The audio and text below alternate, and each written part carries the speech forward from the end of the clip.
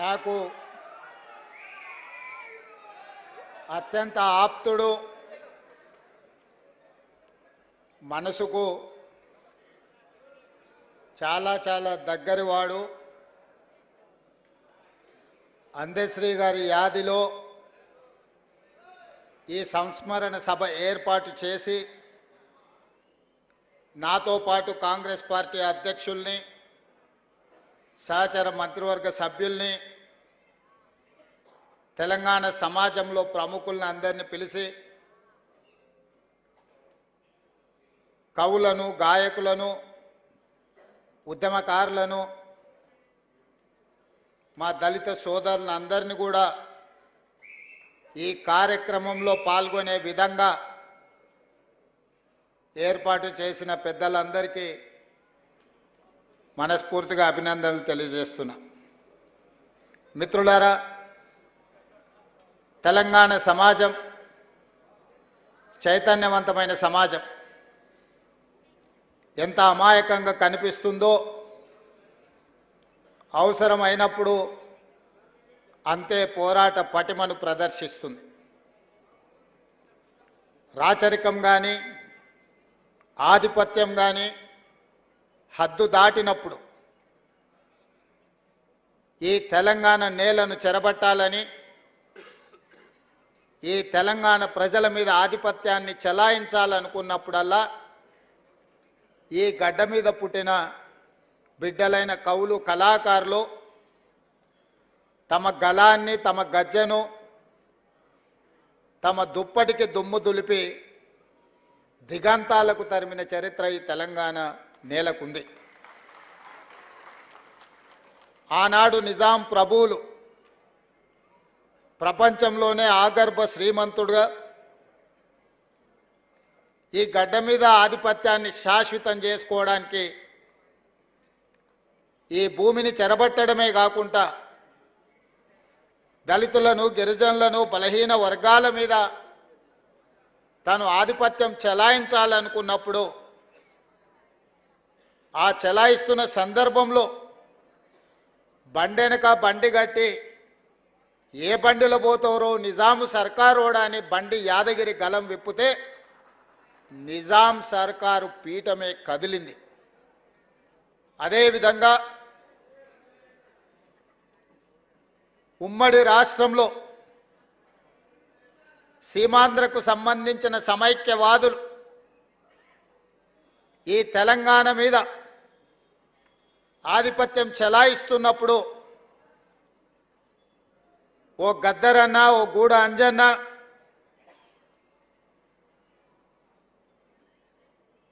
ఓ అందశ్రీ, ఓ గోరెటి ఎంకన్న ఇక వీళ్ళ ఆధిపత్యానికి చరమగీతం పాడాల్సిందే, ఈ తెలంగాణ భూమికి విముక్తి కలిగించాల్సిందే అని చెప్పి మలిదశ తెలంగాణ ఉద్యమానికి పునాదులు వేసింది. అందులో భాగంగానే బడికి వెళ్ళని, బడి ముఖమే చూడని అందశ్రీ అన్న జయ జయ హే తెలంగాణ ముక్కోటి గొంతుకలను ఏకం చేసి ఈ తెలంగాణ ఉద్యమాన్ని ఉవ్వెత్తున నడిపితే ఈ తెలంగాణ రాష్ట్ర కళ నిజమైంది. ఉస్మానియా, కాకతీయ యూనివర్సిటీలనే కాదు,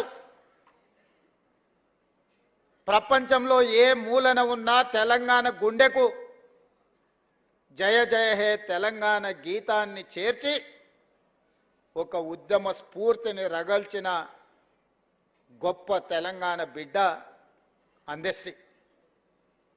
బడి ముఖమే చూడని సహజ కవి అందశ్రీ ప్రతి బడిలో ఈనాడు జయ జయ హే తెలంగాణ పాడుకునేంత గొప్ప ప్రభావాన్ని ఈ తెలంగాణ సమాజానికి అందించిండు. బాధతో, ఉద్వేగంతో నేను ఈ మాట చెప్తున్నా. వచ్చిన తెలంగాణ రాష్ట్రంలో స్ఫూర్తిని నింపి తెలంగాణ రాష్ట్రాన్ని సాధించిన జయ జయ తెలంగాణకు అధికారిక హోదా లభిస్తుంది అని ఈ వేదిక మీద ఉన్నోళ్లే కాదు 4 కోట్ల తెలంగాణ ప్రజలు ఆకాంక్షించారు. జరిగిన ఉద్యమంలో అత్యంత కీలక పాత్ర. ఏ వేదిక కట్టినా, ఏ ధూమ్ధాము పాడినా అందశ్రీ పాట లేకుండా, అందశ్రీ లేకుండా తెలంగాణ ఉద్యమం జరగలేదు. ఏ వేదిక మీదైనా, ఏ పెదాల మీదైనా జయ జయ తెలంగాణ నానకుంటా తెలంగాణ ఉద్యమం, తెలంగాణ రాష్ట్ర సాధన సాకారం కాలేదు.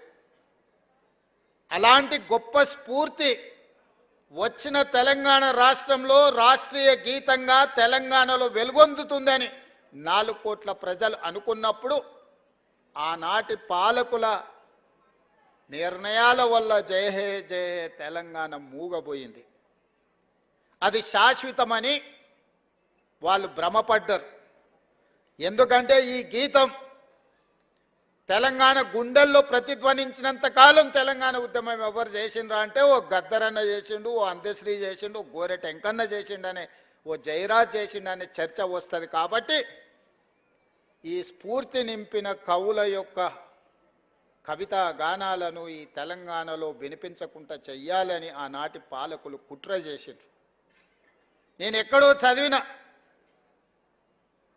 పెన్నే కదా అని మన్ను కప్పితే గన్నులై మొలకెత్తుతాయని.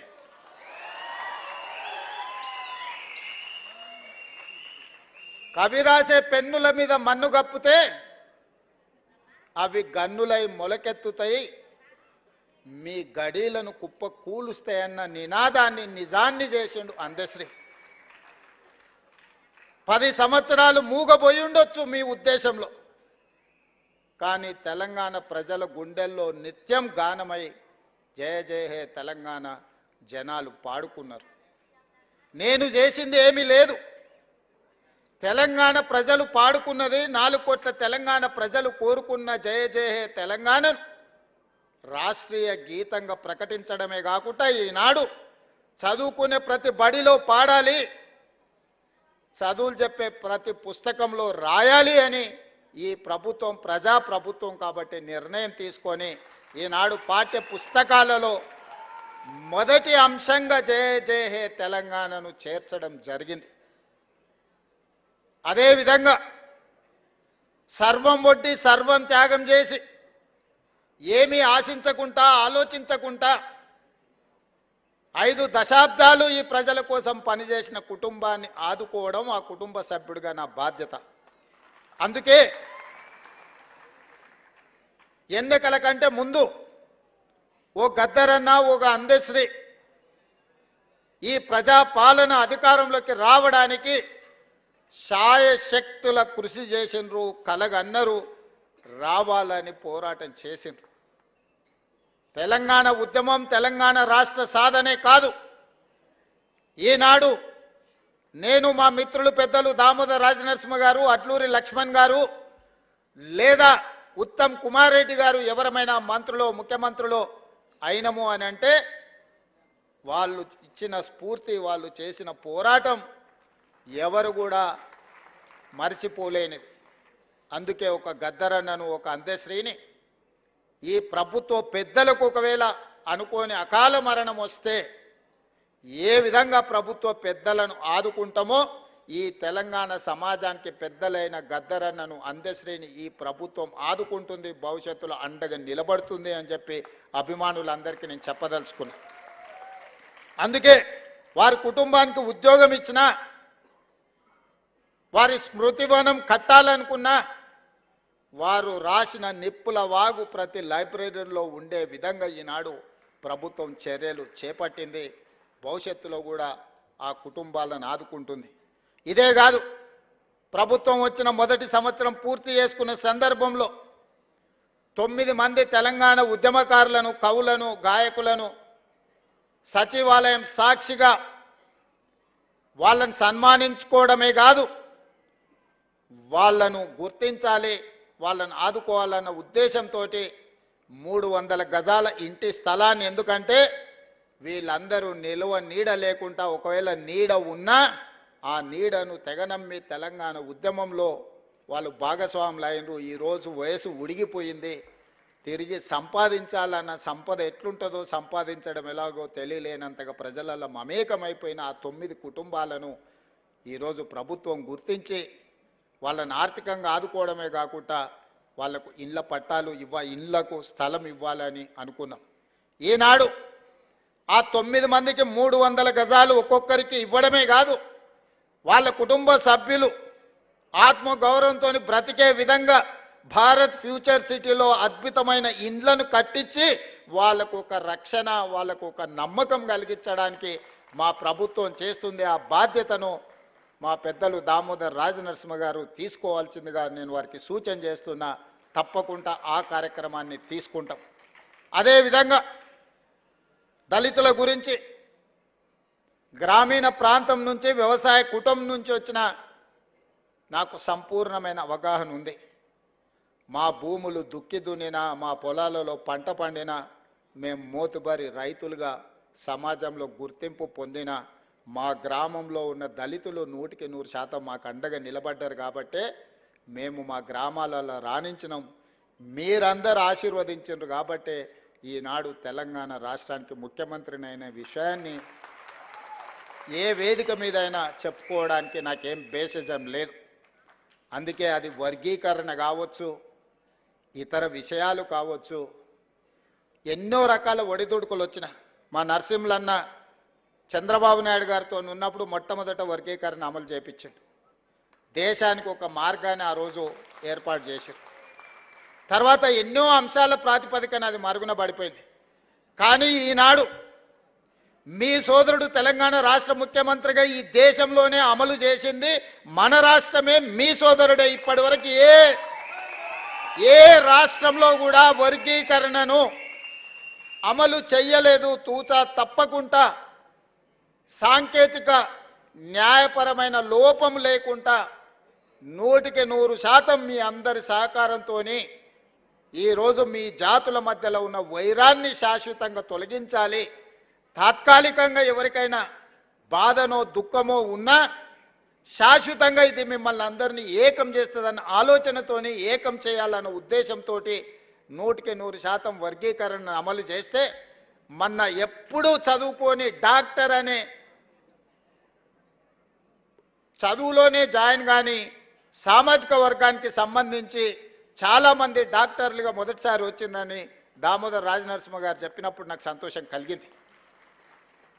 ఈ వర్గీకరణ చిన్న చిన్న ఉద్యోగాలు మీకు తెచ్చిపెట్టడం కాదు. మీరు డాక్టర్లుగా, లాయర్లుగా, ఇంజనీర్లుగా, గొప్ప సైంటిస్టులుగా, ఐఏఎస్లుగా, ఐపీఎస్లుగా రాణించి ఈ రాజ్యంలో, ఈ పరిపాలనలో మీరు భాగస్వాములు కావాలి. తెలంగాణ పునర్నిర్మాణంలో మీరు నిలబడాలి అని నేను 100% విశ్వసించి ముందుకు తీసుకెళ్ళిన. ఇదే కాదు మిత్రులారా, నా మంత్రివర్గంలో 4 దళితులు మంత్రులు ఉన్నారు. స్పీకర్ దళితుడు ఉన్నాడు. ఉమ్మడి రాష్ట్రంలో కూడా 4కి ఇవ్వలేదు. ఇవాళ తెలంగాణలో రెట్లు 3 ఉంటే దళితులు 4 ఉన్నారు మంత్రివర్గంలో. స్పీకర్ ఉన్నారు. 17% జనాభా మీరుంటే 27% మంత్రివర్గంలో ప్రాతినిధ్యం దళితులకు ఈరోజు అందించిన గిరిజనులకు కాకుండానే దళిత సామాజిక వర్గానికి ఈరోజు ఇవన్నీ చేసినాం. దీనికి ప్రధానమైన కారణం శ్రీమతి సోనియా గాంధీ, రాహుల్ గాంధీ గారు మీ పట్ల ప్రేమతో ఉన్నారు, దయతో ఉన్నారు కాబట్టే ఇవన్నీ చేయగలిగినాం. అందుకే మిత్రులారా, చాలా అంశాలు మాట్లాడేది ఉన్నది, తీసుకోవాల్సిన నిర్ణయాలు ఉన్నాయి. యాదగిరి అన్న చేసిన సూచన, నరసింహులు గారు చేసిన సూచన, ఇతర సూచనలు అన్నిటి మీద కూడా వారు సూచించినట్టుగా ఒక ప్రత్యేక సమావేశాన్ని ఏర్పాటు చేస్తాను. రీసెర్చ్కు సంబంధించి మా ఊరోడు మా కాసిం కూడా సూచన చేసిండు. తప్పకుండా ఆ సూచనల నేపథ్యంలో ఒక ప్రత్యేక సమావేశాన్ని ఏర్పాటు చేసి మీరు ఇచ్చిన సూచనల మీద ప్రభుత్వం ఏ రకమైన నిర్ణయం తీసుకోవాలనో తప్పకుండా తీసుకుంటుంది. చివరగా ఒకే ఒక్క మాట, ఎన్ని వజ్రాలున్నా కోహినూరు వజ్రానికి పోటీ లేదు. దశాబ్దాలే కాదు శతాబ్దాలు గడిచినా వజ్రాల గురించి చర్చించాల్సి వచ్చినప్పుడు కోహినూరు వజ్రాందే మొదటి స్థానం. కవులు, కళాకారులు ఎంతమంది ఉన్నా, ఎవరి గురించి చర్చించినా, రేపటి తెలంగాణ చరిత్రలో కవులు, కళాకారుల గురించి మాట్లాడినప్పుడు మా అందశ్రీ అన్న ఒక కోహినూరు వజ్రంగా నిలబడతాడు. అది శాశ్వతం చెయ్యడానికి ఆ కోహినూరు వజ్రాన్ని వారి కీర్తిని వారి కుటుంబాన్ని ఆదుకునే బాధ్యత నాది, మా ప్రభుత్వాన్ని తెలియజేస్తూ మీ అందరి దగ్గర సెలవు తీసుకుంటున్న ధన్యవాదాలు మిత్రులారా. పెద్దలు రాష్ట్ర కాంగ్రెస్ పార్టీ అధ్యక్షులు మహేష్ అన్న ఒక ప్లీజ్ ఒకటి అది ఆవిష్కరించాలి, ఒక పాట ఆవిష్కరించాలి అంతే.